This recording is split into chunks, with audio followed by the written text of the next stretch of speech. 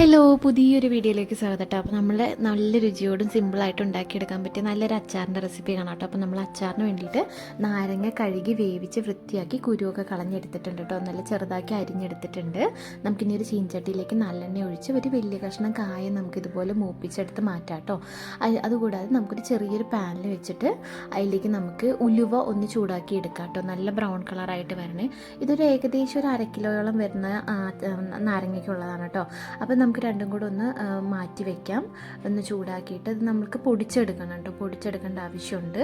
അതിനുശേഷം നമുക്ക് നമ്മുടെ നല്ലെണ്ണയിലേക്ക് കുറച്ച് വെളുത്തുള്ളിയും കൂടി ഇട്ട് കൊടുക്കാം കേട്ടോ. വെളുത്തുള്ളിയും കൂടെ നന്നായി ഒന്ന് ഉപ്പിട്ട് മൂപ്പിച്ചെടുക്കാം കേട്ടോ.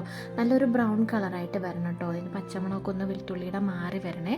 കല്ലുപ്പൊക്കെ നന്നായി ഒന്ന് അലിയണം. അത് അങ്ങനെ ആയി വരുമ്പോൾ നമുക്കൊരു 5-6 ടീസ്പൂണോളം നമ്മുടെ ആവശ്യത്തിന് എരിവിന് അനുസരിച്ച് കേട്ടോ.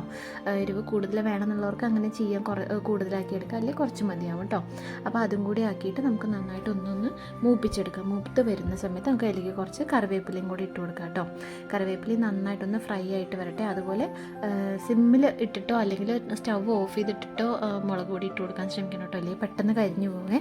അപ്പോൾ അതും കൂടി ഇട്ട് വരുമ്പോൾ നമ്മൾ മൂപ്പിച്ച് വെച്ച കായും ഉലുവയും കൂടെ പൊടിച്ചെടുത്തത് നമുക്ക് അതിനകത്തേക്ക് ചേർത്ത് കൊടുക്കാം കേട്ടോ. ഈ സമയത്ത് അതിൻ്റെ ഇതുപോലെ നന്നായിട്ട് പച്ചമണമൊക്കെ ഒന്ന് മാറി നല്ലപോലെ എണ്ണയൊക്കെ ഒന്ന് തെളിഞ്ഞ് വരണം കേട്ടോ. അപ്പോഴേ നമ്മുടെ നാരങ്ങയ്ക്ക് വിചാരിച്ചൊരു രുചി കിട്ടത്തുള്ളൂ കേട്ടോ. പച്ചമണം അടിച്ചു കഴിഞ്ഞാൽ പിന്നെ ഒന്നിനും കൊള്ളാതാവേ, പെട്ടെന്ന് കേട് വരികയും ചെയ്യും കേട്ടോ നമ്മുടെ അച്ചാർ. അത് കഴിഞ്ഞ് ഈ സമയമാകുമ്പോൾ നമുക്ക് കുറച്ച് വിനീഗർ ചേർത്ത് കൊടുക്കാം കേട്ടോ. വിനാഗിരി ഒഴിച്ച് കൊടുക്കാം നമ്മുടെ ആവശ്യത്തിന്. അതും കൂടി നമ്മുടെ ഈ മിക്സിയിൽ കിടന്നിട്ട് നന്നായിട്ടൊന്ന് വറ്റി വരണം കേട്ടോ. അതിൻ്റെ പച്ചമണമൊക്കെ മാറണം കേട്ടോ, അല്ലെങ്കിൽ അത് ഭയങ്കര ഒരു കുത്തൽ മണം ഉണ്ടാവും.